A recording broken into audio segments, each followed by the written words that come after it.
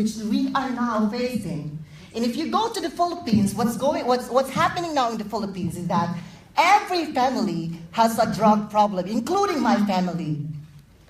If you know why I am here right now, I came from very far. I live in Germany, but I traveled all the way here to voice my words, to voice what is really happening in the Philippines. This is not just a human rights issue.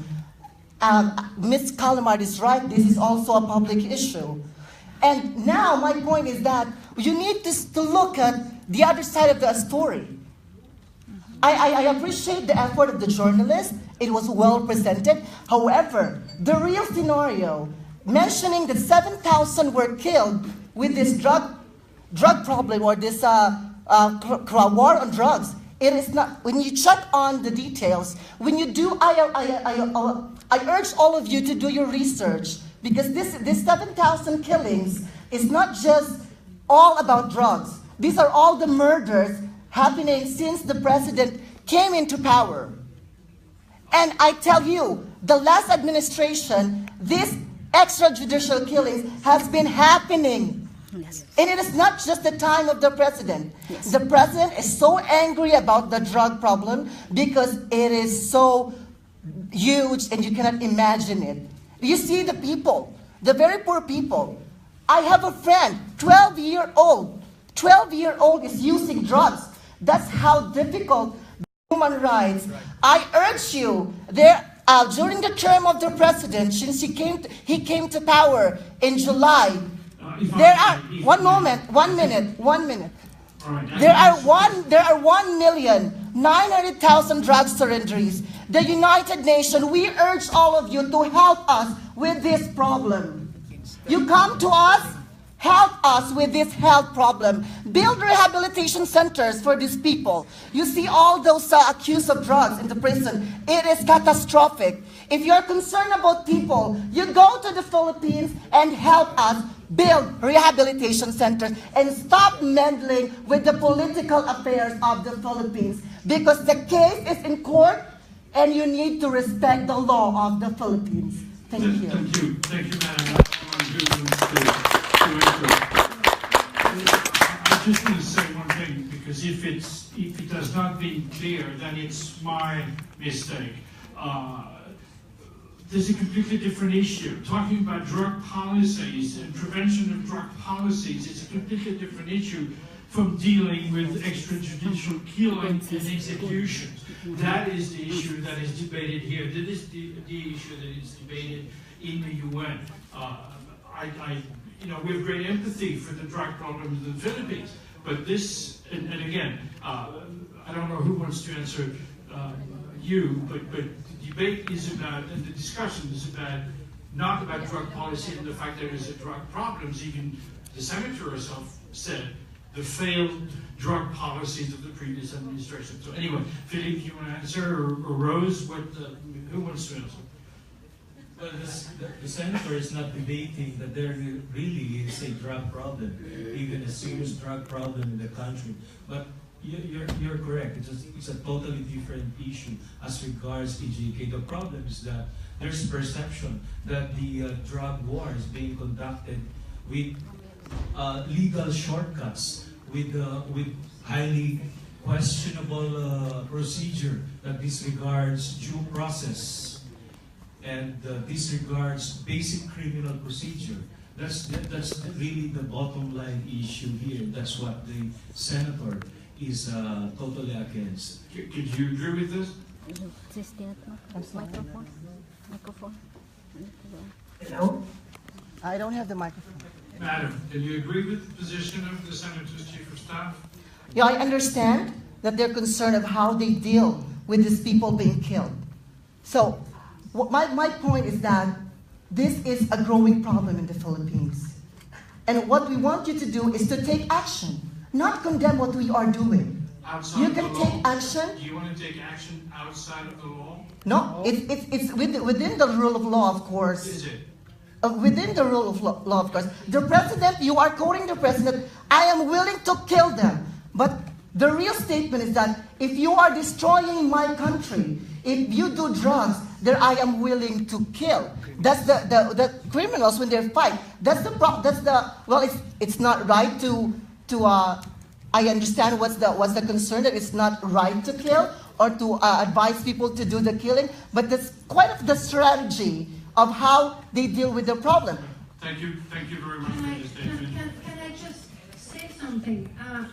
I'm very grateful you're raising this point, because since September, I and another special rapporteur have tried to have a dialogue with your government about the fact that yes, we understand that there is a problem in the Philippines, and two, we want to see how we can assist the Philippines in addressing the problem within the rule of law. There are people around the world, including within the United Nations, that are willing to come to the Philippines. I'm not talking about myself necessarily, others that are willing to come and present to the government the strategies that have been used around the world to tackle drug trafficking and drug addiction, and to present to the President and others what has worked best under certain environments. And so far, the government has not agreed to that proposal. So I hear you, but I think it's up to you to convince your government that there are people who wants to help, who wants to propose, who wants to offer the strategies that will not involve killing 8,000 individuals. There are alternatives. Please convince your government to listen to us, invite us.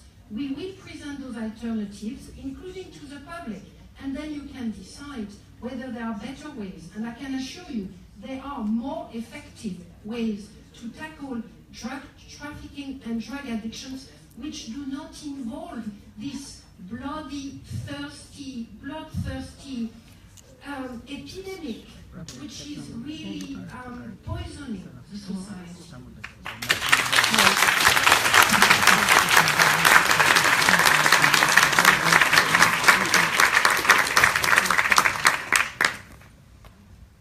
It's on.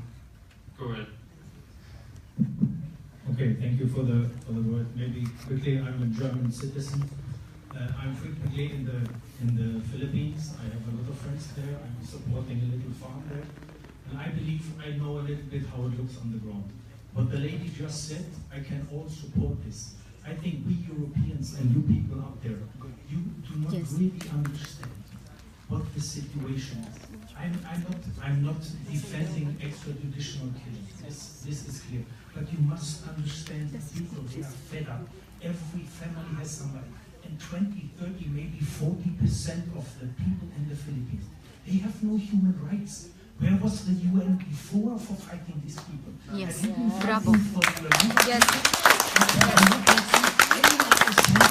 It went all to the Aquino clan. Let me please finish. The Philippines are owned by 4,200 families. I was assuming 40. The ambassador of the Philippines just in Geneva a few months ago told me it's 110 families. Doesn't matter how many.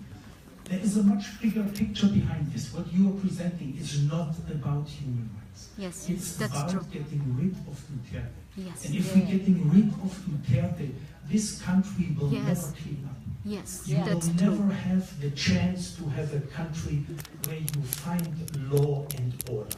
Yes. Thank you. Bravo. Thank you.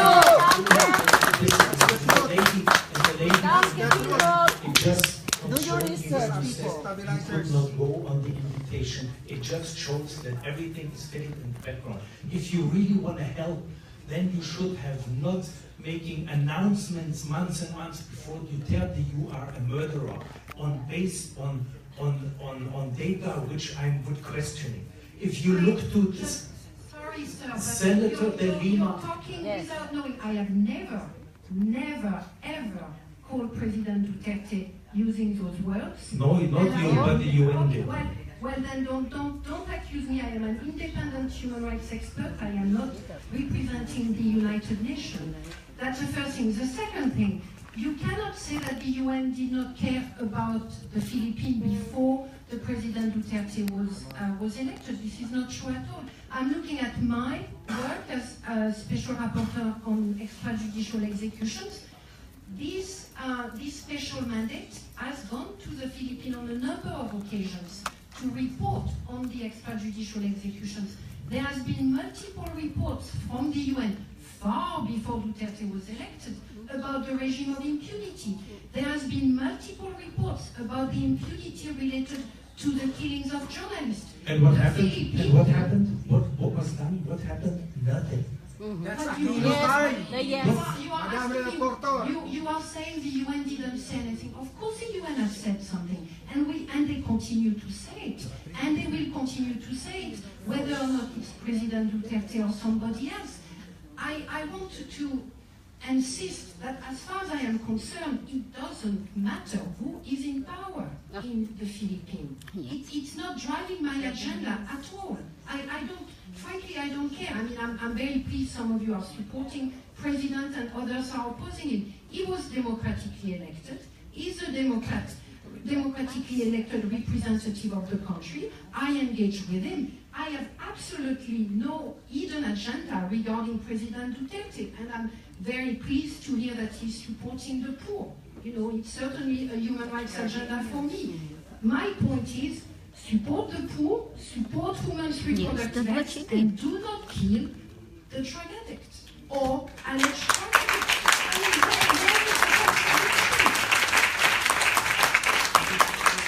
I mean, on behalf of the festival and what we're doing here, we're offering a platform of discussion when we, as we promote and defend human rights everywhere, anytime, anywhere. That's what we're doing here. It's a free speech. None of us is engaging in anything else. It's not you people. It's Rose Trujano, it's Philippe Sorelli, it's Agnes Callamard, and myself. It's not you people. Thank you, sir.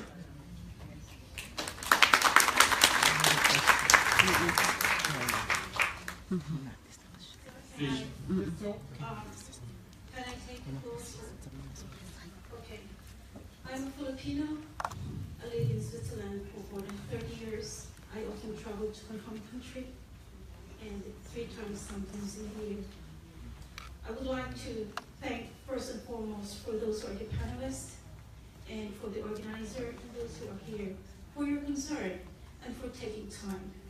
I would like to highlight 3 things here, and more focus on the solution.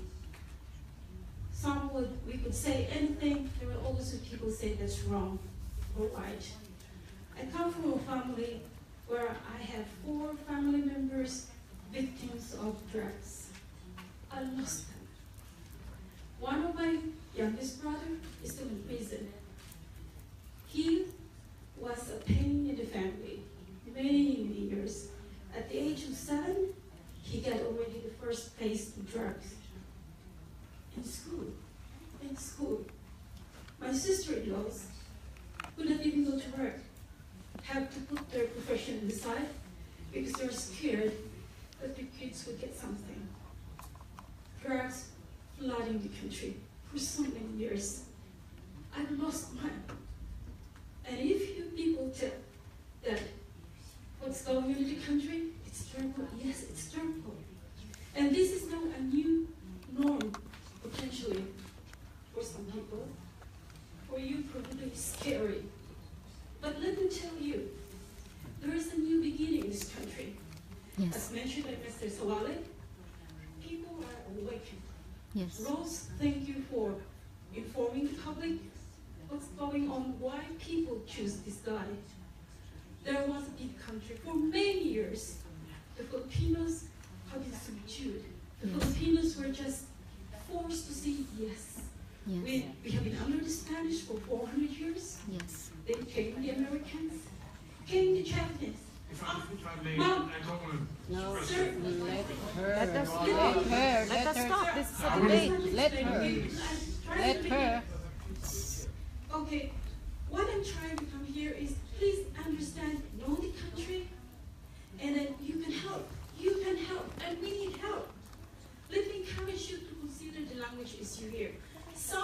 those that confuse the society, our people, because we have so many cultures, we have so many islands, we talk almost 80 languages, we get also confused. We also have our own debates.